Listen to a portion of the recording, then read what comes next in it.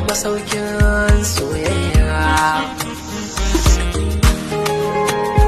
Tilo wannan yake taka rawar gani a fadin Najeriya duba da yake fitar da waƙoƙin shi iri daban-daban. Na tabbata da cewa masu yawa fitaccen mawaƙi suna tare da mu a daidai wannan lokaci kuma a cikin wannan channel din mai albarka ga kasancewa goma abucin bibiyar wannan channel tabbata so da ka danna mu kalmar nan ta alamar subscribe da kuma alamar ƙararrawa domin ta haka ne za ka tabbatar min da cewa kana bibiyar wannan channel kuma kana saurara dukkan wasu fitattun aika wannan muke kokari a kowane lokaci wajen ganin mun kawo muku kuma kun ji daɗin su to muna fata idan ka kasance ɗaya daga cikin fannin fitaccen mawaƙin na so da kai mai share ɗin bidiyon musamman zuwa group ɗinka na Wazir Teleto domin haka ne zai tabbatar min da cewa kana bibiyar dukkan fitaccen aika iri na wannan fitaccen mawaƙi wanda yake taka rawar gani a fadin Najeriya.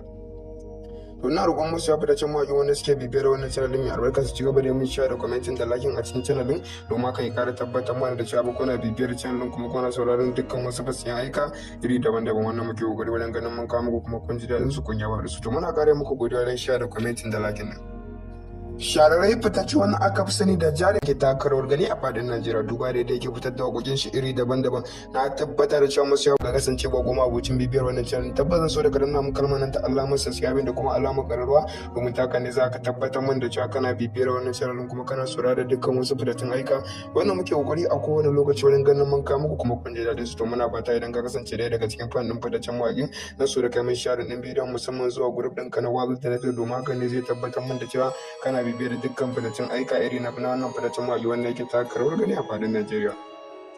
To ina roƙon masu ya fitaccen mawaƙi wanda suke bibiyar wannan channel din mai albarka su ci gaba da yin share da commenting da liking a cikin channel din domin haka ya ƙara tabbatar mana da cewa kuna bibiyar channel din kuma kuna sauraron dukkan wasu fasiyan aika iri daban-daban wannan muke kokari wajen ganin mun kawo muku kuma kun ji daɗin su kun yaba da su to muna ƙara muku godiya shararrai fitar da waƙoƙin shi iri daban-daban. Na tabbata da cewa masu ya fitaccen mawaƙi suna tare da mu a daidai wannan lokaci kuma a cikin wannan channel ce ba goma abocin bibiyar wannan channel tabbata so da ka danna mu kalmar nan ta alamar subscribe da kuma alamar ƙararrawa domin ta haka ne za ka tabbatar min da cewa kana bibiyar wannan channel kuma kana saurara da dukkan wasu fitattun aika wannan muke kokari a kowane lokaci wajen ganin mun kawo muku kuma kun ji daɗin su to muna fata idan ka kasance ɗaya daga cikin fannin fitaccen mawaƙin na so da kai mai share ɗin bidiyon musamman zuwa group ɗinka na Wazir Teleto domin haka ne zai tabbatar min da cewa kana bibiyar dukkan fitaccen aika iri na wannan fitaccen mawaƙi wanda yake taka rawar gani a fadin Najeriya.